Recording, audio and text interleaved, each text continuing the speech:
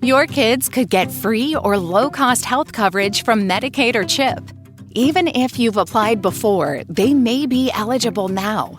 Kids up to age 19 are covered for checkups, vaccines, dentist visits, hospital care, and more. And if they already have Medicaid or CHIP, remember to renew every year. Visit insurekidsnow.gov or call 877-KIDS-NOW. Paid for by the U.S. Department of Health and Human Services. You're not going to believe this. San Francisco, a tornado warning. Yeah. You heard that right. December 14th, 2024. The day the Bay Area got flipped, literally. Mm-hmm. And we're diving deep into this unprecedented event. We'll go beyond the headlines, what actually happened, what does it all mean? And we've got some awesome sources to guide us. Oh, yeah. We've got CNN, Yahoo News, the AP, even ABC7 News. Okay. Plus a really interesting article titled, San Francisco Issues First Ever Tornado Warning Amid Severe Storms. First ever. Wow. First ever. And get this, not only was this San Francisco's first ever tornado warning, but something absolutely wild happened about 70 miles south. Oh. But first, let's rewind. Back to the basics. Okay. Early December 14th, a tornado warning gets issued, right? For downtown San Francisco. Whoa. And San Mateo County. Now, you got to remember, San Francisco, Yeah. it's known for its, the Golden Gate Bridge, Right. fog, hills, Yeah. earthquakes. Definitely not tornadoes. Right. Not your typical tornado alley. Not at all. But what's really interesting about this is, this wasn't just some isolated twister. This was part of a massive, and I mean huge, storm system. It was ripping across the entire U.S., but it hit the Bay Area hard. Yeah, and it wasn't just the wind, right? No. We're talking heavy rain, crazy winds, those massive waves crashing on the shore.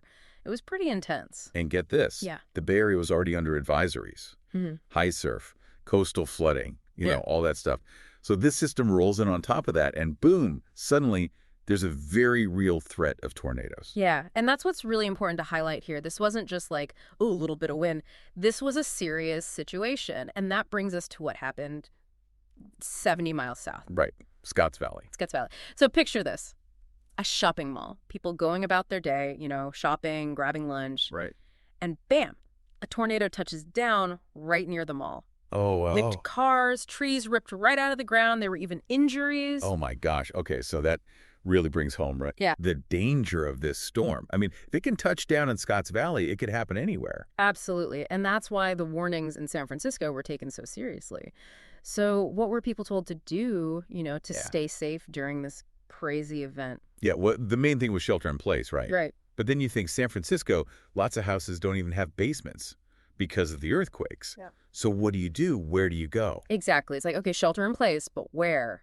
And that's where those National Weather Service guidelines came in. They were really hammering home, find the most interior room, lowest level of the building, away from windows, that kind of thing. Like under a table. Yeah. In a closet. Exactly. Sure. Yeah. Find that safe spot. And they were also really emphasizing stay informed, check those official channels, have a plan in place beforehand, just be prepared. Preparedness is key. Yeah. And it makes you think, it's easy to feel safe in a place like San Francisco. But this was a real wake-up call. And it's interesting, this wasn't actually San Francisco's first tango with a tornado, was it?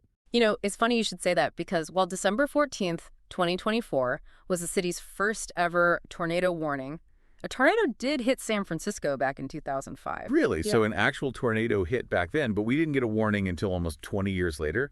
Seems kind of odd, right? It does seem strange, right? But it really highlights how much our understanding of weather has evolved. Our ability to predict and warn for these kinds of events, even in areas where they're historically rare, is so much better than it used to be. And that's good news. So we're better at predicting them, but does that mean they're happening more often? That's the million-dollar question, isn't it? And it's one that scientists are actively studying. But this event in San Francisco, it definitely underscores the need for cities, even those not traditionally associated with tornadoes, to start factoring these extreme weather events into their planning. Absolutely. Stronger building codes, better emergency response plans, public awareness campaigns. We need to be ready for anything. Yeah. And that's kind of the point here, isn't it? If a place like San Francisco, considered low risk for tornadoes, can experience an event like this, what does that tell us about the changing climate, right? Mm-hmm. And how we need to adapt to these new realities? That's the question we all need to be asking ourselves. And on that note, thanks for joining us for this deep dive. Stay safe out there. And most importantly, stay informed. Absolutely. Today is your lucky day. Today is the day that our $3 website works for you, paying you directly to your PayPal daily. Imagine $3 ongoing continuous payments to your PayPal account. Imagine falling asleep and waking up to $300 in your PayPal account. How would this make you feel? How could this help you? What bills could you pay? What kind of fun could you have? What does that retirement look like now? All for a one-time payment of $3. This website is DFY done for you, fully built and completely hosted, and never stops collecting payments for you. You have spent $3 on coffee on a regular, but that coffee won't help you create multiple streams of income. Click the link below.